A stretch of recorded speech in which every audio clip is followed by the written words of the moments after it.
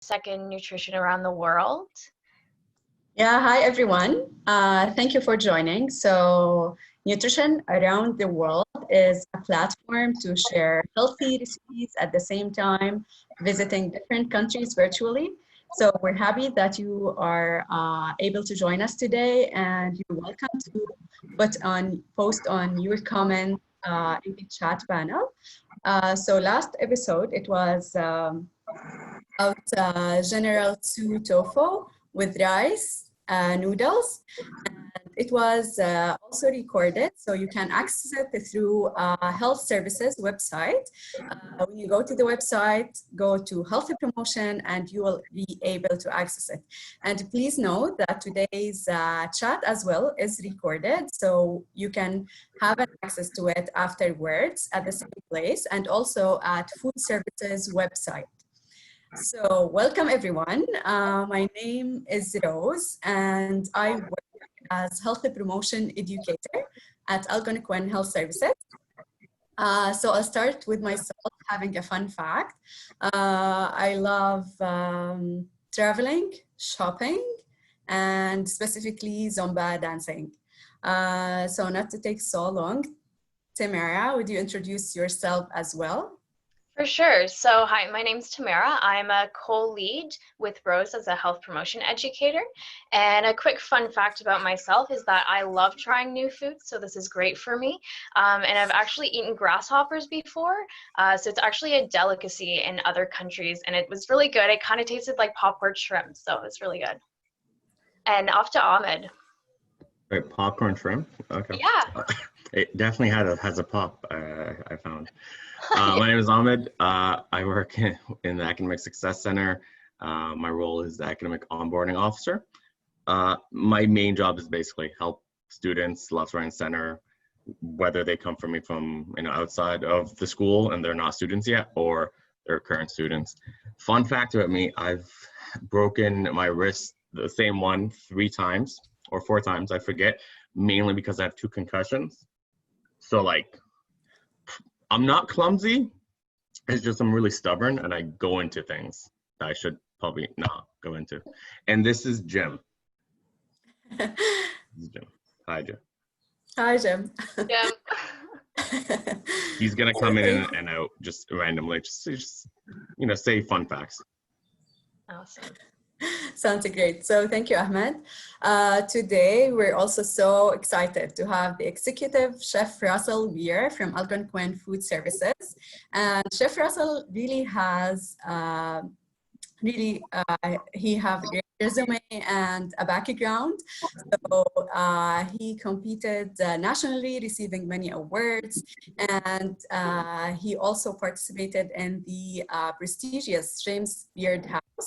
And I love, Chef Russell, that you're promoting Ontario food and wine, and your philosophy towards cooking relies on using high quality, sustainable ingredients sourced locally where possible.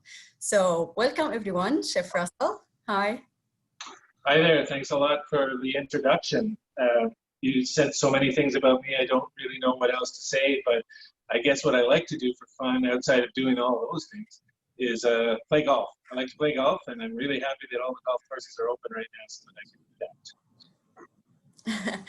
Great. So today we have fried falafel with tabbouleh beta. So we'll start a bit with Tamara for the destination.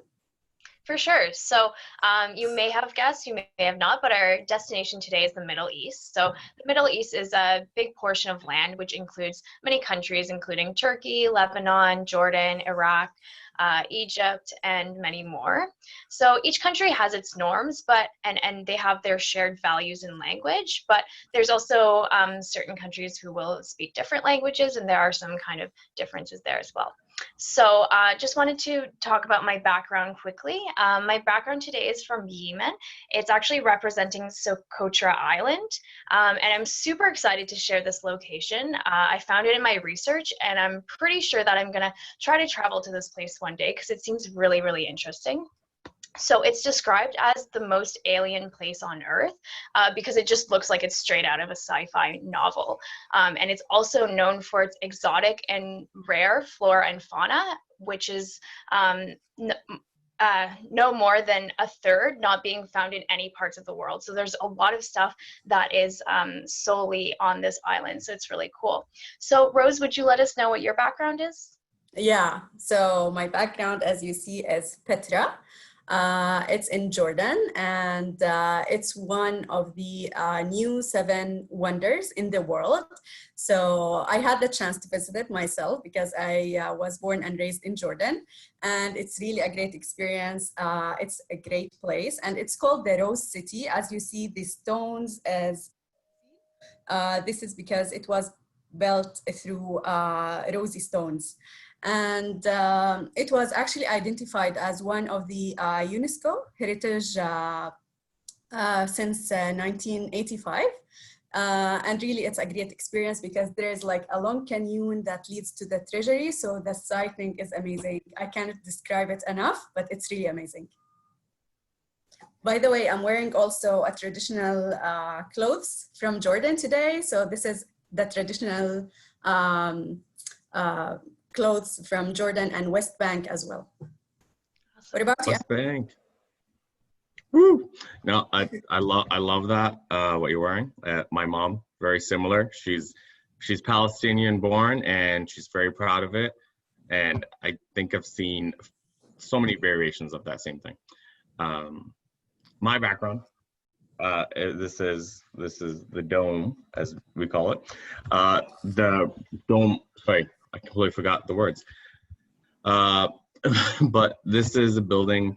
It's a mosque that is in Old City of Jerusalem. It was built in 688. Yes, that is 688. So it was a while back.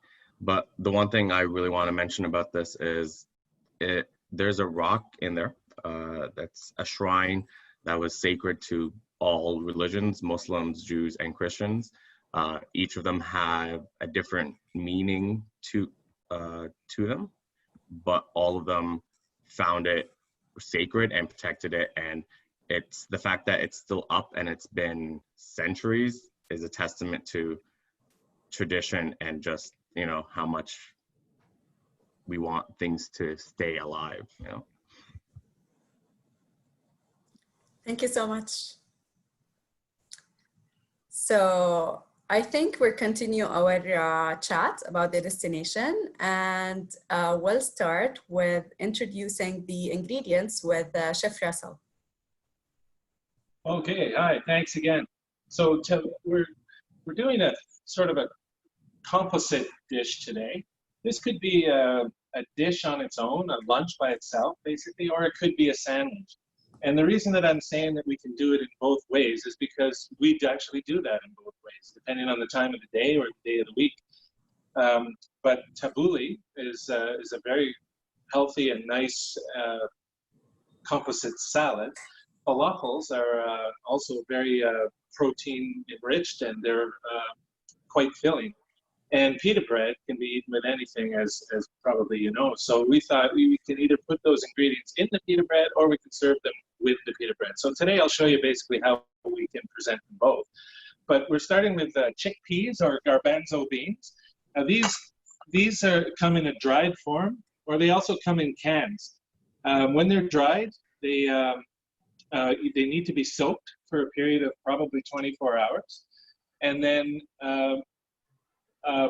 boiled to a degree to get the skins off them. And then we actually dry them from there and then roast them until they're cooked through. When you buy them in the cans, that process is already done. You simply have to drain them and strain them and rinse the brine from them. These are roasted. Some of the skins are still on them, which is okay.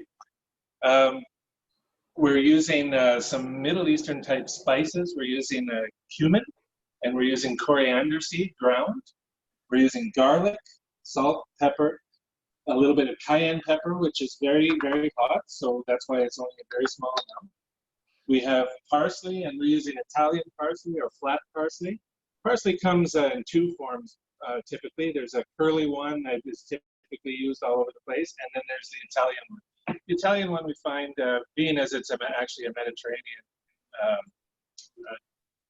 product, it actually has more flavor. It grows in a sunnier environment, and it has a little bit of a sweeter flavor. So we're using that. We have cucumber, and then bulgur wheat is on the recipe for the tabbouleh. But here we like to substitute with various things, and today we're substituting it with quinoa, and that's written quinoa and pronounced quinoa.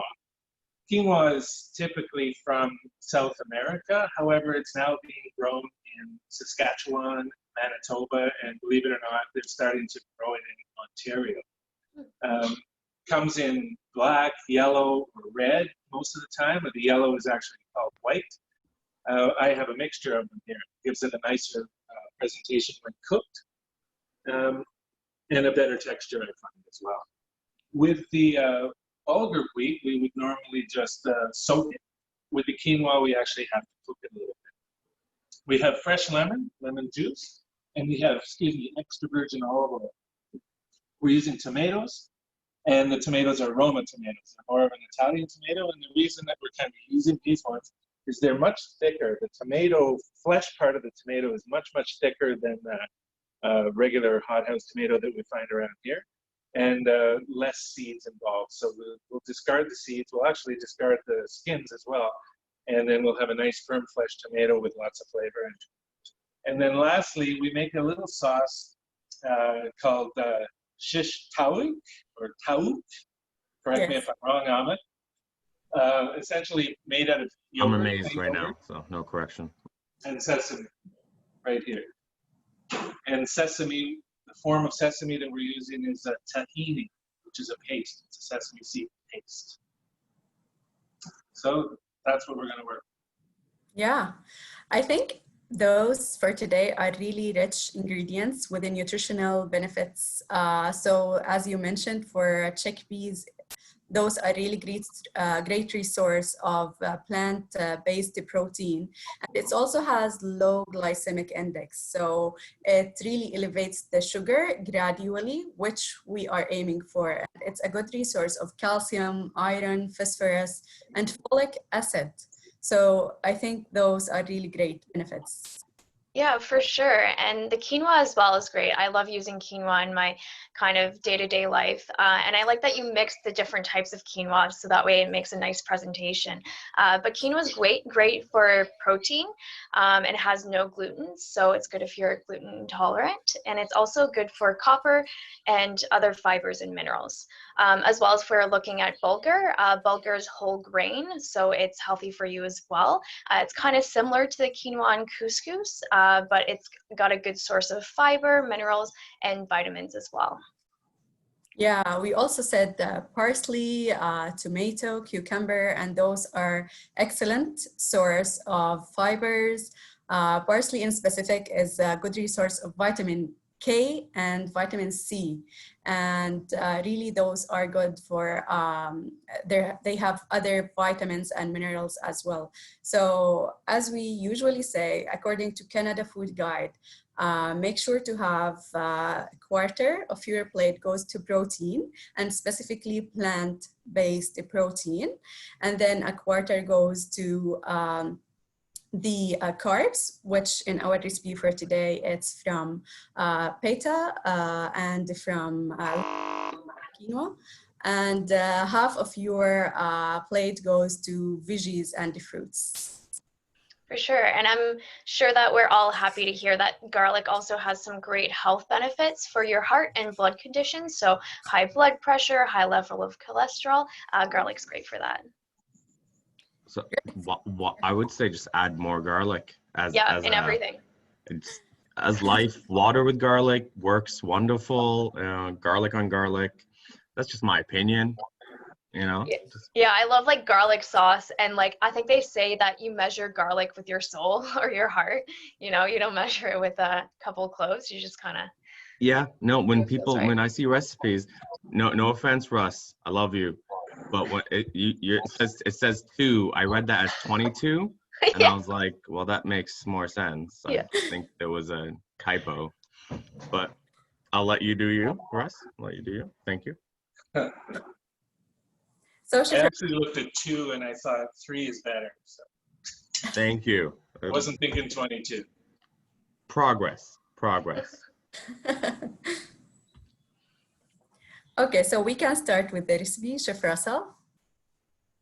Okay, so what I tend to do when I do these types of things is I like to do them more or less how we would approach it at work in this environment. And for those of you that don't know, we're actually here in the kitchen, the main kitchen here at Algonquin College, and here we serve up to about 10 or 12,000 people a day, and that's our environment. So we have to approach things a little differently, and we kind of get used to that. So when I organize myself to do something like this, I organize it in the way that I would approach it in a large quantity environment. So we've got, I've even broken it down on the recipe that way as well. So I've got basically my falafel preparation here. All the ingredients I need to do the falafel is right here. All the ingredients that I need to do the tabbouleh is right here. And I have them organized in steps like that. When we work in a large production environment, we're making these types of things all the time. Not necessarily the same dish, but we're using the same types of preparation. So once we have all these things prepared and ready to work with, we can very easily put together anything that uses this prep. So it's a different kind of lifestyle, and I like to mention that to people because it's a better approach for a larger quantity. And then I've mentioned the word mise en place, or maybe I haven't, but mise en place refers to pre-preparation, getting ready. So in keeping with all of that, I also like to look at things like for the falafels, I'm going to chop some parsley. And for the tabbouleh, I'm going to chop some parsley. So I don't really want to do that twice. You know, that might involve 2 cutting boards or washing in between. So I think what I'll do is I'll just chop them together, split them in half, and then I'll have my chopped parsley later when I'm ready to make the tabbouleh. Not sure if anybody works like that or if you thought of that, but it's definitely a better way to work. Yeah, makes sense. So I'm going to get it out of the way, and then we'll work on some of the other things. We like to also prioritize our workload, and if things have to cook, for instance, and they take any length of time to cook, we'll get them in the oven before we start doing this type of thing, so that we're not wasting any time. In this particular case, we're going to cook the falafels, but they don't take very much time, and I'd like them to be very, very fresh when I serve it, so I'm not going to cook them ahead of time. I'm going to do this pre-prep. So when we chop parsley, it's very, very important to wash it. Parsley is very leafy, as you can see. It's got all sorts of little stalks and stems, and little places for dirt to hide. It grows in dirt, and there's no secret there. So we have to spend a bit of time washing it to get that dirt out of there. And you don't really want to bite into a grain or 2 of sand when you're eating something. We try to cut off as much of the stem as possible too. We don't really need that texture in there, although there's nothing really wrong with the stem. So I do keep some of it on there. The other thing, after washing, it's very important to dry the parsley. If we keep it wet, we leave it wet, it's going to make a wet salad in this particular case. So washed, then dried or spun, if that's the case, and then chopped. Another thing also that I like to make sure that everybody is aware of, in our kitchen at least, because we do things in such large volume, it's very tempting sometimes to use machinery. We have machinery such as this puppy right over here. And that will destroy the parsley. It runs at 10,000 or 15,000 RPMs, and if we put the parsley in there, it's just going to break it, and it's going to suck all the juice and flavors out of it, and the color, chlorophyll. So important that in this particular case, we're hand chopping the parsley. Ahmed, do you agree with that? Yeah, definitely. I was raised by my mom. So I'm a cooker, so I love cooking. And I don't think she would agree to ever use machinery when she could just use her hands. Even when it comes to like making homemade garlic, I've seen her whisk garlic like constantly for almost, it felt like an hour, mainly because I was hungry. So definitely hands-on. And you said to get rid of the stems. My mom would definitely say no, just keep it in, because we have a saying where if you're wasting just a bit, it's a kilo. It's always a kilo that we're wasting. I don't know why.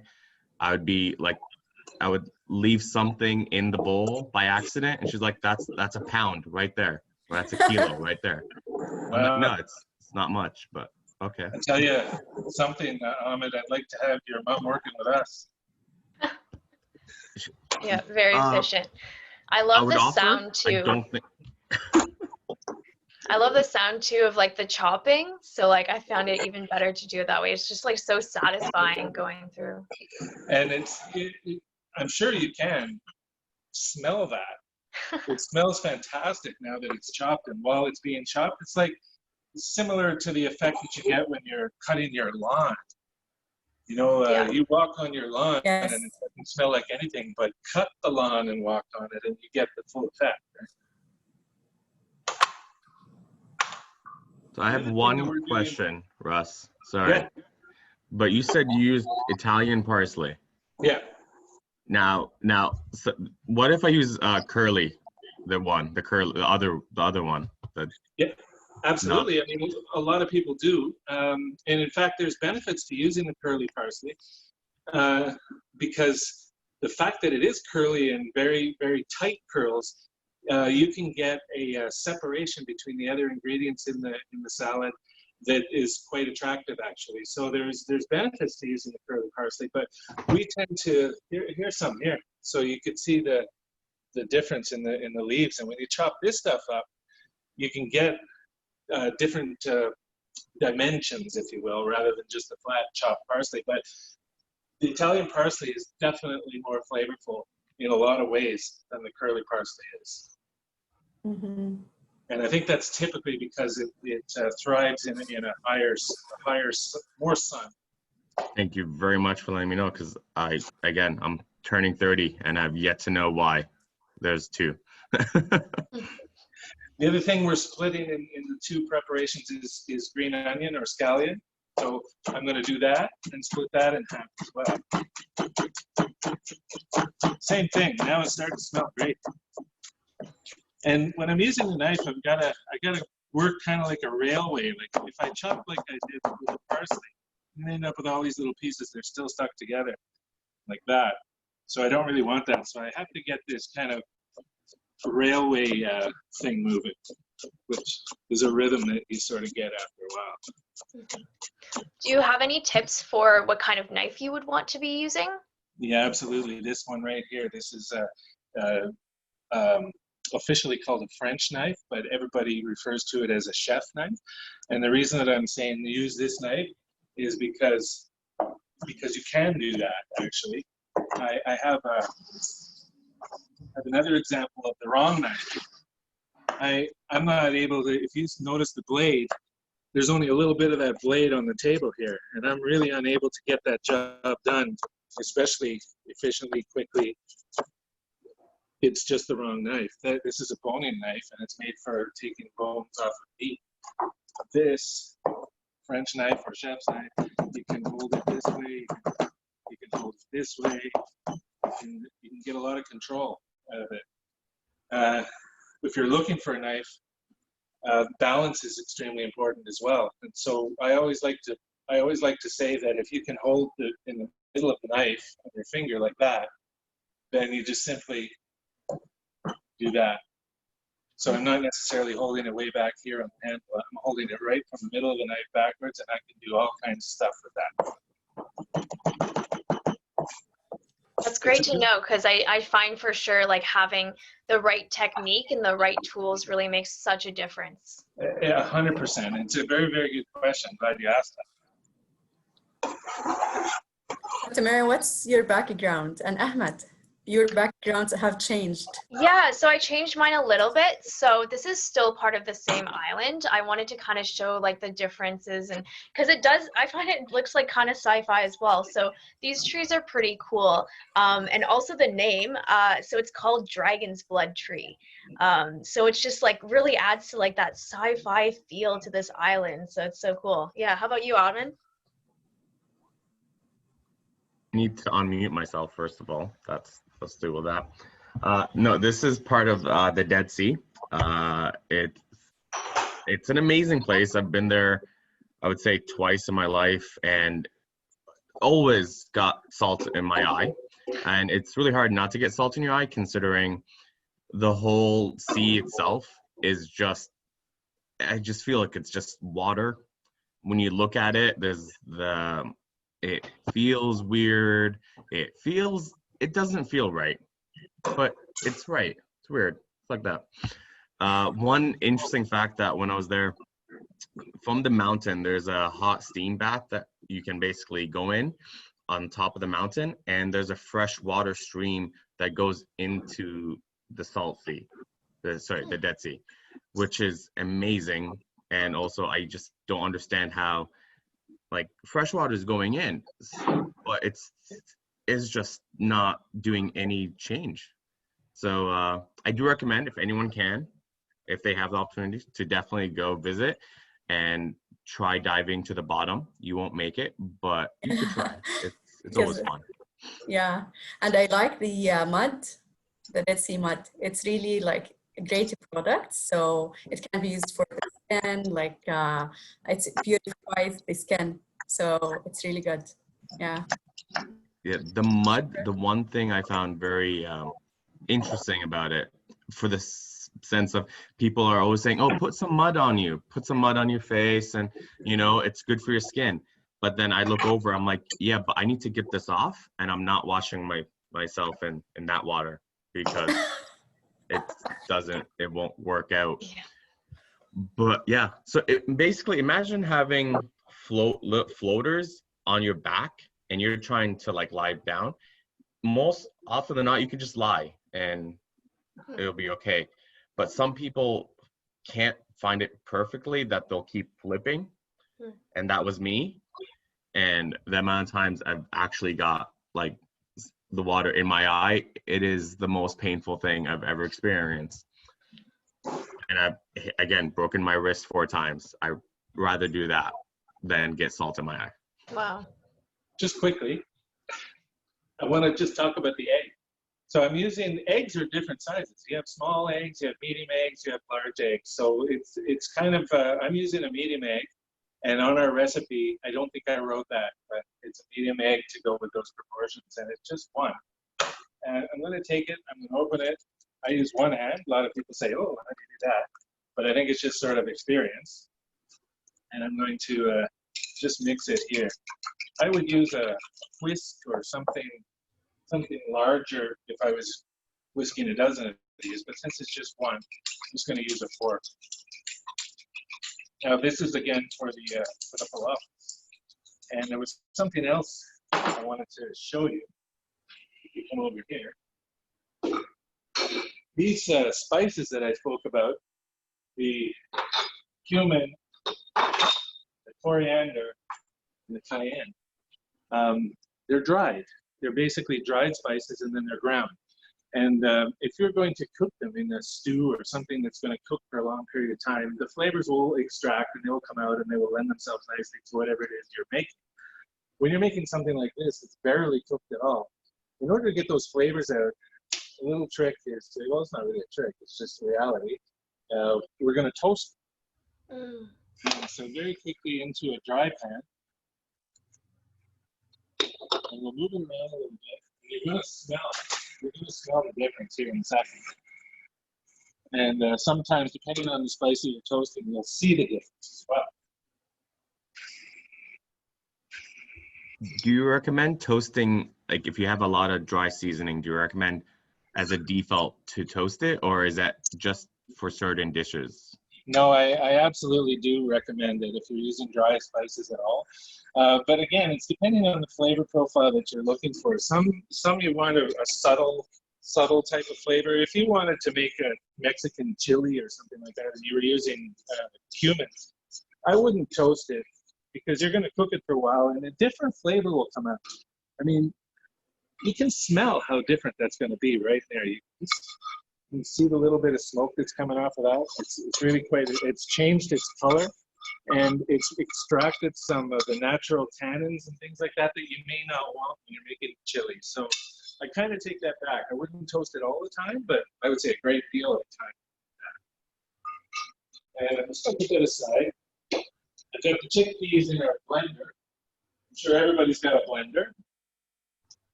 And I don't really want to puree them. I just want to chop them up. When you get in small amounts, you get stuck sometimes. So a lot of these blenders have a plunger that you can work with. I don't happen to have one. So I'm going to have to just break it down a little bit with my spatula.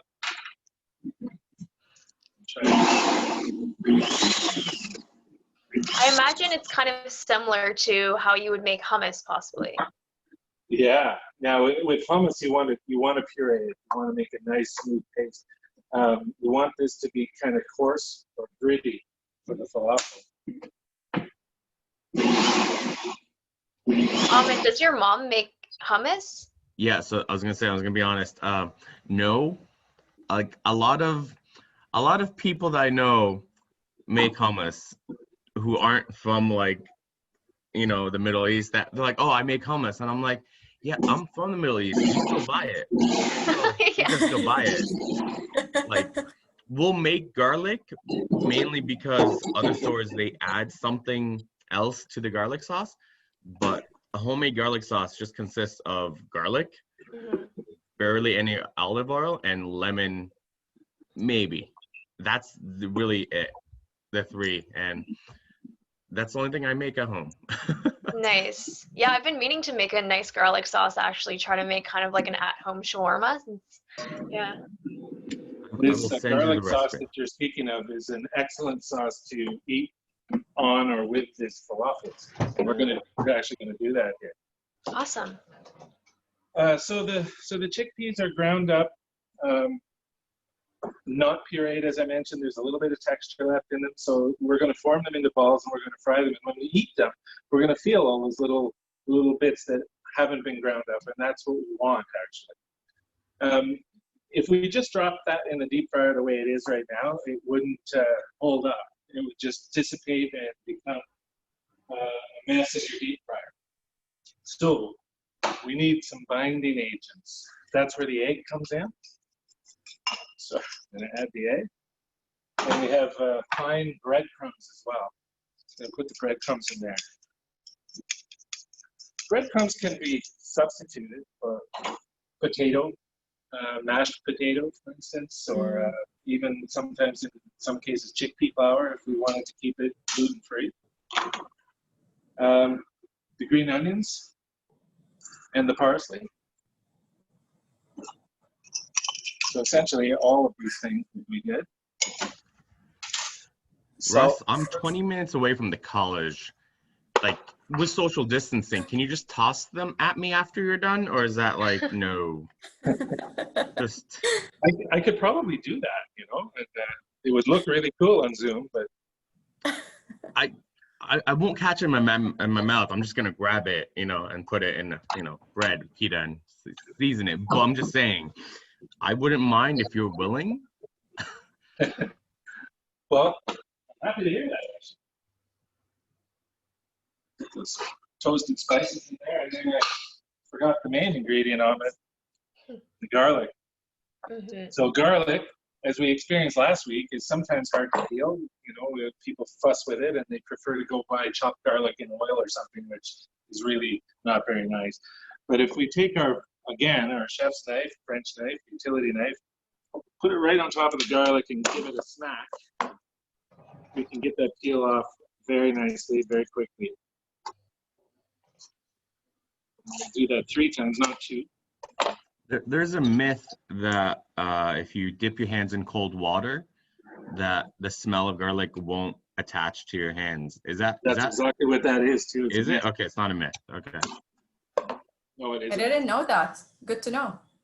You read so much stuff online. You gotta make sure it's right.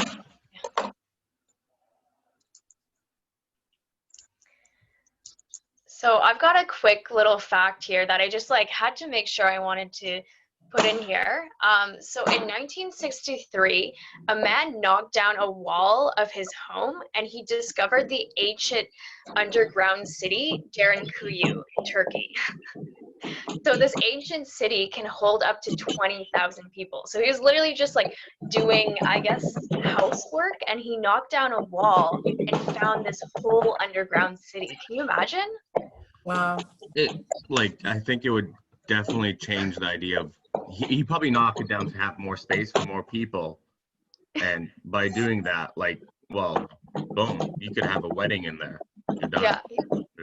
Like, yeah, he definitely underthought that house. Like, the retail value, definitely. Smart guy. Smart guy. Oh, for sure. Yeah, So, he didn't know how much space he was actually going to get.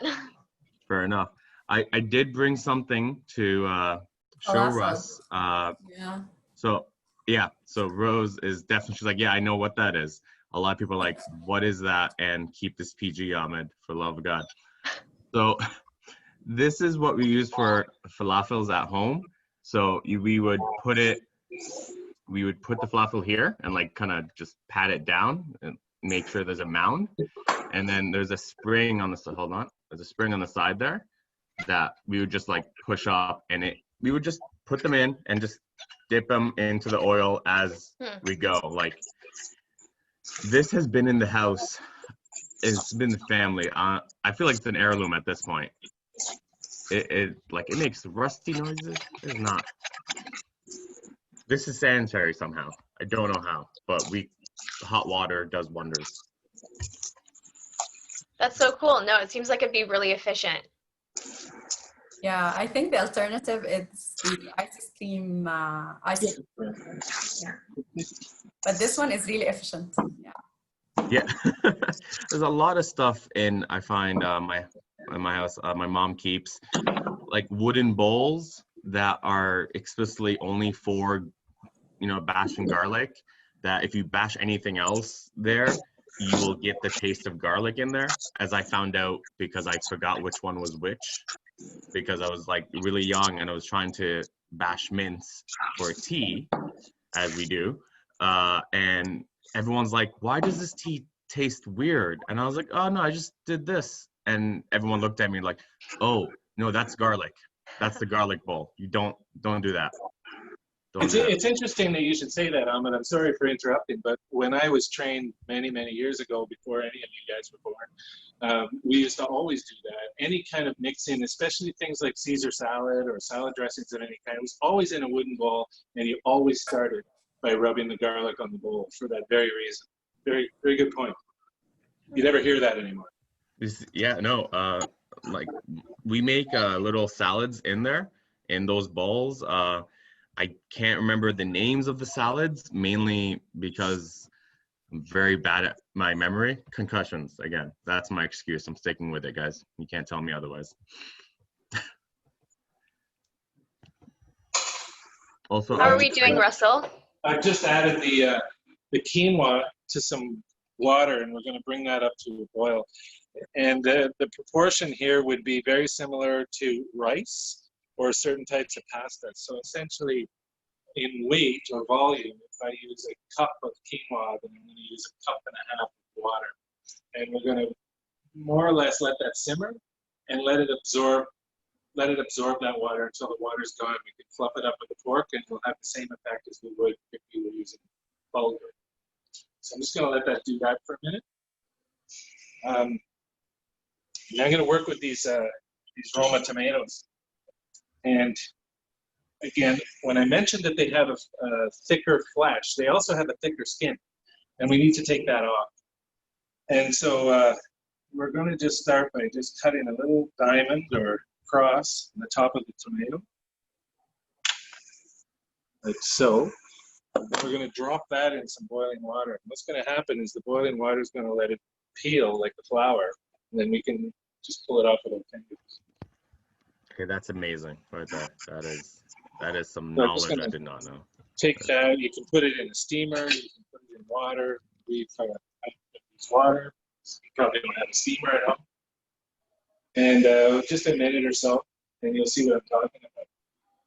I've got my oil heating up here to fry the falafels with. So while that's getting hot, the tomatoes are beginning to peel, and my quinoa is now boiling. You may notice the size of these stoves in comparison to our pots here. These pots are very rarely used in this kitchen. We cook for 10,000 people. So we're privileged, is what you're saying. Thank you. And while we were chatting a little bit earlier, I took the liberty of peeling this cucumber. And there's certainly nothing wrong with cucumber peels, but for this salad, we're not going to. I don't know. Ahmed, would your mother peel the cucumber? For tabbouleh, she wouldn't put cucumber. She wouldn't put. Yeah, that's true. No. A lot of people wouldn't do that, Sorry. but I'm going to. And Like for the falafel, yes. For the sandwich. okay, fair enough. So I'm going to cut it very, very small. Yeah. I usually put cucumber as well at tabbouleh. But as the chef mentioned, I want to use quinoa. I will use bulgur. And I will put it into lemon and olive oil so it's soaked, and then put them over the tabbouleh.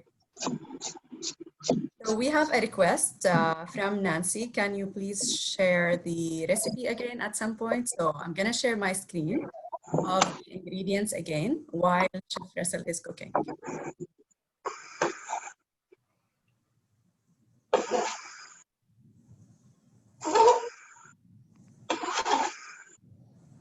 Right. So if I may, largely water in its composition. If we were to dehydrate this completely, there would be but a teaspoon, if that, of substance. So in order to, if I mix that with the tomatoes and the quinoa, it could and likely would water down that salad to an unpleasant texture, and it would overtake that salad in flavor. So what I'm going to do is take some coarse salt, some coarse sea salt, and just a small amount, and I'm going to toss the cucumber in that salt. Salt, like it does with everything, is going to suck the juice out of that. It's going to start, it's actually started right now. So what I'm going to do is I'll just leave that there for a couple of minutes, and then we will rinse it because we don't really want that salt. So we'll rinse the salt off, we'll pat it all down dry, and then we can go ahead and mix it in with our salad, and it won't disrupt the actual texture that we're looking for. Anybody do that? Really, for me, I don't do that usually, but I think it's good that we're gonna dry it after because it will not be salty, so salty by the end. So a lot of times you would do it also with eggplant when you're working with eggplant. yes, I do that with eggplant. Yes. I think I think there's a correlation between the Dead Sea and its proximity to, the Middle East. Is we use salt like its own season. We aggressively use salt. We love it. Who doesn't love salt, right?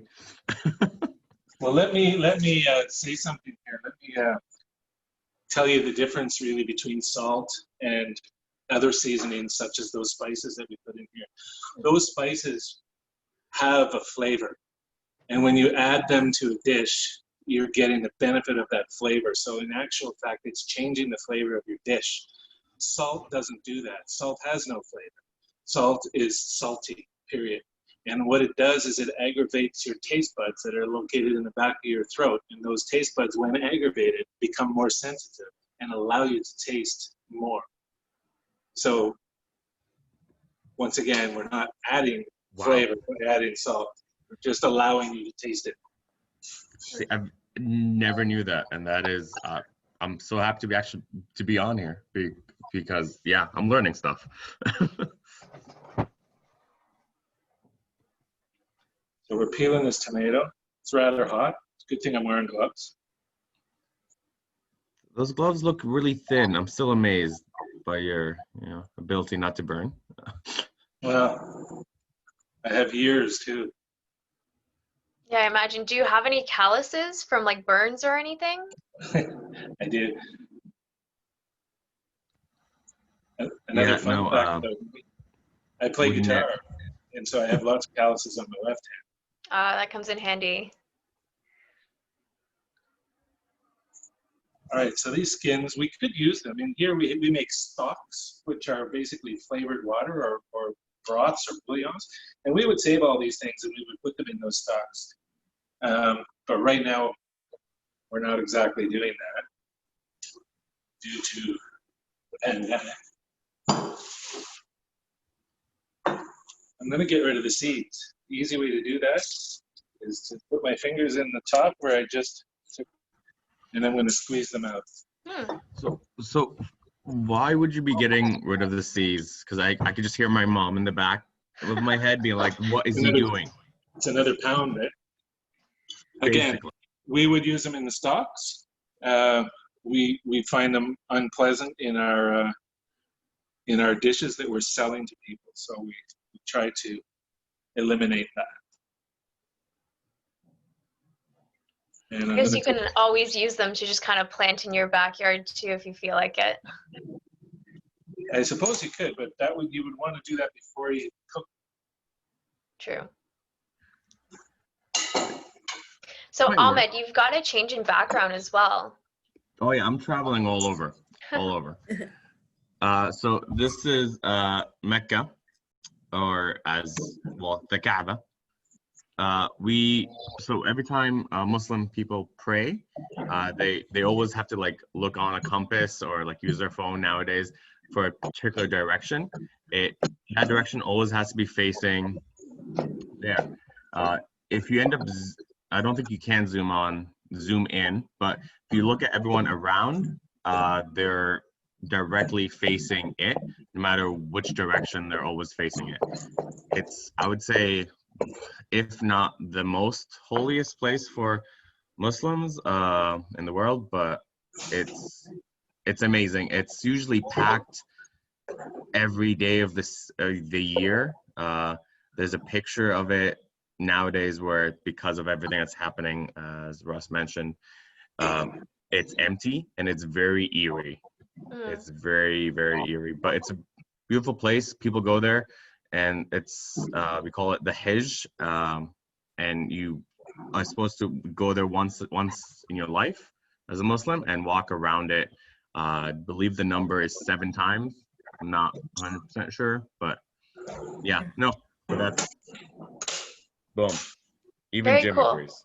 Awesome, super interesting. It kind of reminds me actually, when I was traveling, I would hear the call to prayer sometimes when in other countries, and I thought that was cool that you could hear it like no matter where you were in the city, you're like, okay, it's time. Well, those speakers are very powerful. So in Canada, you don't get that much, but my dad would usually go on the banister like at prayer times and start doing the adhan. And it would get all the way down to the basement where I'll be like, oh, okay, it's time. Like, I need to prepare his. It always catches me off guard. I don't know why. The times are fairly set, but I don't know. Every day I'm like, well, I need to shower. Let's go. Okay. But it's also like it's worth mentioning, I think, at this point that not all, like the majority of Muslims are not in the Middle East. So majority of Muslims are in South Asia. But I think most people think the Middle East is like the majority of Muslims live there, but this is not really what's the case. A couple other things that we're going to finish off this tabbouleh. Extra virgin olive oil, and it's very important to use a good one. There's all kinds of olive oils out there, but a good extra virgin olive oil that's made for flavor or for salads is good to put in there. And just a small amount, a little bit of salt and pepper, and that's really to taste. I've already tasted that, so I know what it's like. And some lemon juice. Lemon juice, we're going to use fresh, always using fresh. And a little trick, if you didn't know, to get the maximum juice out of a lemon is to push on it, roll it around, and get all that juice. It's much softer now that I've done that. And so when I cut it in half, it's right there, ready to go. So what I'm going to do is I'm going to use this little hand squeezer. Oh, I have the same one. Oh yeah, handy little thing.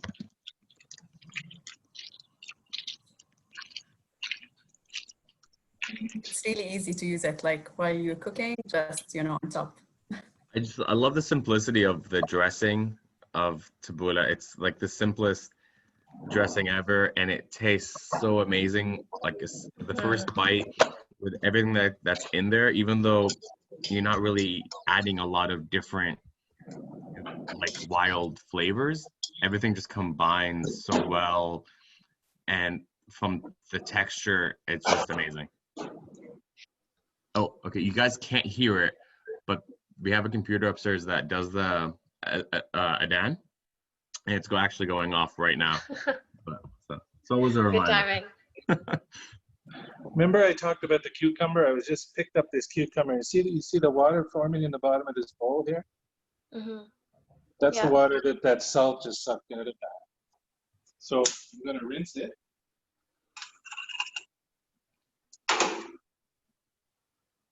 Make sure that all the rock salt is gone. That's another reason why we use the rock salt, is so that we can get it off again.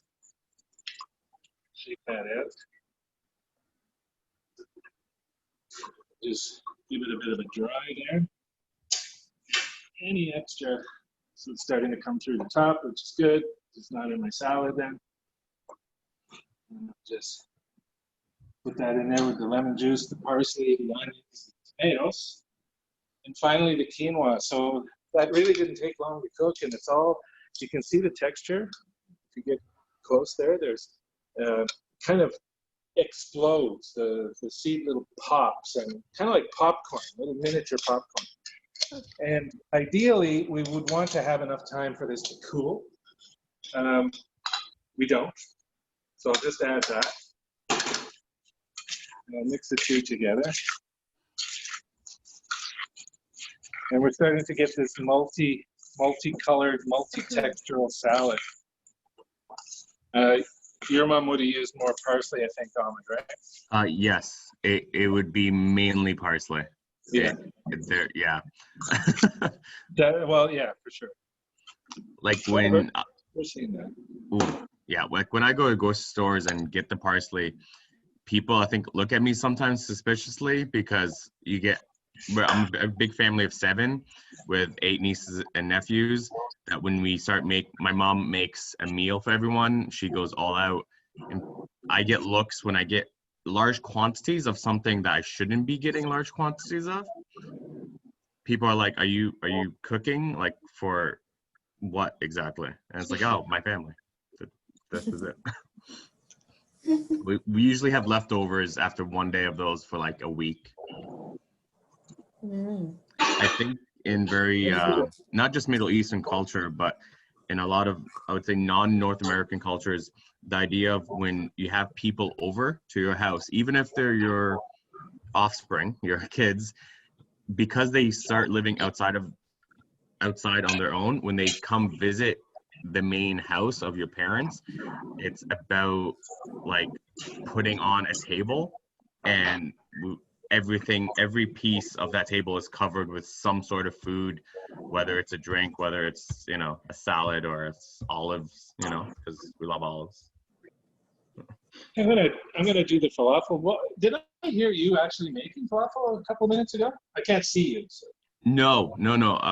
I have a tool that we use to make the falafels the shape that, like, you know, the, I guess, circular pancake shape almost. Okay.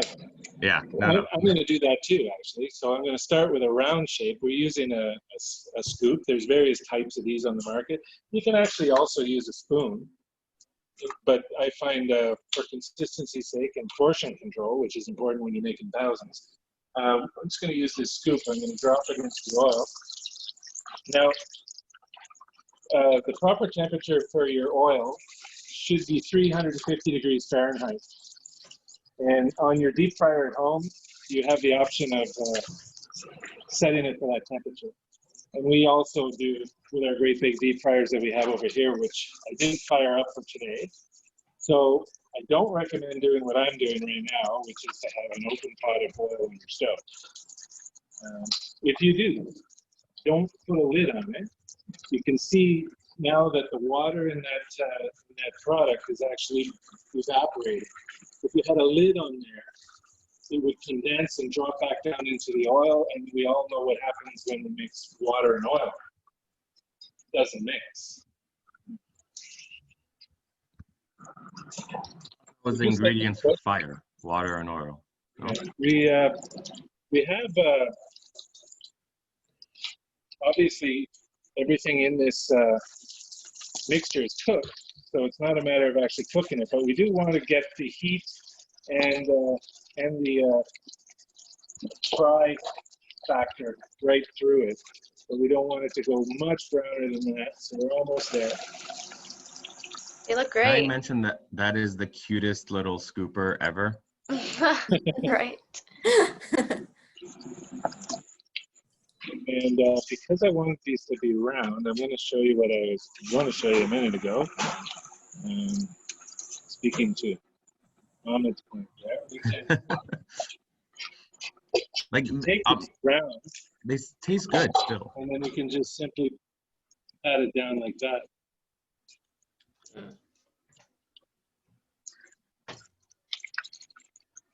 So I'm not sure, like Rose, I'm not like I feel like you would know this, but the term bazooka with falafel, does that ring a bell? Not really. No. Okay. So we used to grab large pieces of bread, cut it in half, and put like 3 or 4 falafels in there, put tomatoes, diced tomatoes, and the tahini sauce. And because the way it looks, we would call it that.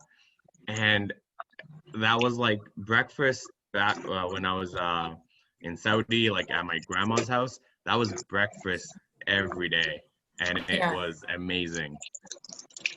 Like, I'm a big person. I'm blaming my grandma. Yeah, like in Jordan also, I used to have it like every week at breakfast and lunch. It will be like 11 o'clock, I would say, the same thing, like pita bread, falafel, tomato, and tahini. Yeah, this mix is really great. That sounds so yummy. I actually had a question that I kind of came across in my scavenging of the web about Jordan. It says that it's like a very hospitable country and that it's common to be invited for meals and drinks by people that maybe you've just met. Yeah. Yeah, so people when they like meet anyone in the street, they will be like "Tfaddal," which is like "welcome to our house." So hospitality is something like in Jordan. Yeah, even people you don't know, just come and have food with us. That's amazing. I love that. It's great. I think like it goes to show a lot from the way I was raised as well is very similar to that, is the idea of whatever you're doing or having, it doesn't matter, but it's the company that you keep and is with you. That's what really makes everything more enjoyable. Very true. Thank you for sharing that.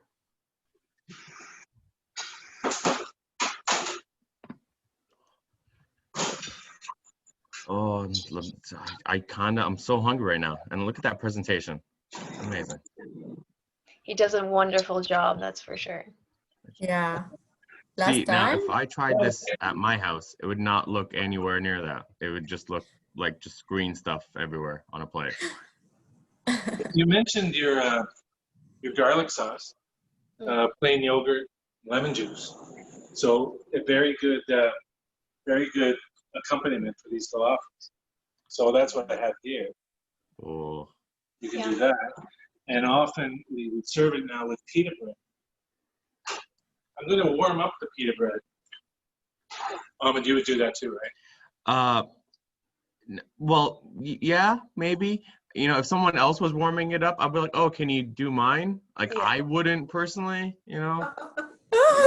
Usually there's a solid type of ingredient. Even if you're using yogurt in the actual pita dough, or if you're using a short bean, and it's typically a solid, when it cools off, it solidifies, it re-solidifies, and it kind of makes the bread a little bit stiff. If it's super duper fresh, you don't ever notice that, but normally it's not. So now that I've warmed it up a little bit, it's all pliable and I can do all kinds of things with it. It's not going to break. And it's not crusty. It's not that hot. So we can just do this. And that's one idea. So Russ, that looks amazing. But you know, I'm gonna be a critic. I feel like you should put more tahini sauce on there. That's just me. Yeah. Okay. That's just. And like, listen, just for you too, I'll put a little bit of curly parsley. Thank you. Thank you. Look at that. Oh my. Yeah, I am also a big fan, and everybody knows this, of the saying that is "show me the money." So if the money in this case is the falafel, I really don't. I'm reluctant to cover it. I like you to see. Oh, that looks so fresh. We can make a sandwich. We can open the bread. Oh, or maybe I've cooked it a bit too much. Yeah, I think I have. I think my lively assistant here will get me another one. Nice, that was quick. I love that just little slider. You see, if I could get that toasted that fast, I would say yeah, toast it every time. But just gotta go somewhere. So we can load that with falafel, and obviously you can put as much as you want. It depends on the size of your pita bread. If you want to have like a meal out of this, you can load it up. I love how you're putting the tabbouleh with like part of the sandwich and then adding the falafel with it, which I would never have like constantly thought of that, because like normally it's just the falafel in the bread and then like maybe a bit of seasoning, but that's it. But you know, I'm learning so much about salt. Like, come on. Yeah. So So that's a nice, and now we can see all the money. We see the tabbouleh, we see the falafel. You can pick that up. You can have it for lunch. $1 million bucks. Do you do like Uber Eats or like DoorDash? Can I put the order? Private site? Russ, I'm willing to pay, is what I'm saying. Oh, Russell good, Eats. because we're in the business of selling here. That's what we do. yeah, thank you so much. Any questions about that? Any thoughts or comments? I feel like you should take a bite out of it just to like, we can eat through you. You know? I can't do that. I can't do that. It's not professional. No. Well, let the cameraman. Sure. I can do that. Yeah. No. No? Okay, fine. I won't. I'm not going to pressure. No. I can, look, I can break one of these things in half, and I can show you the texture inside. It's beautiful. And guess what? I'm going to eat one. Oh, yeah. Ooh. See? Yes. Awesome. That's what I needed. Great. Kathy says that it looks delicious. Good. Yeah, thank you so much. Thank you, Chef Russell. Thank you, Ahmed. Thank you, Tamara. Thank you, everyone. It was amazing, actually. Thanks so much today. And as I mentioned, you can access the recording at Health Services website under Health Promotion and also under Food Services website. Thank you, everyone. Have a great day. And I'm so happy that we had this episode today. Bye-bye. Thanks so much. Hope to see you guys next time. Bye now.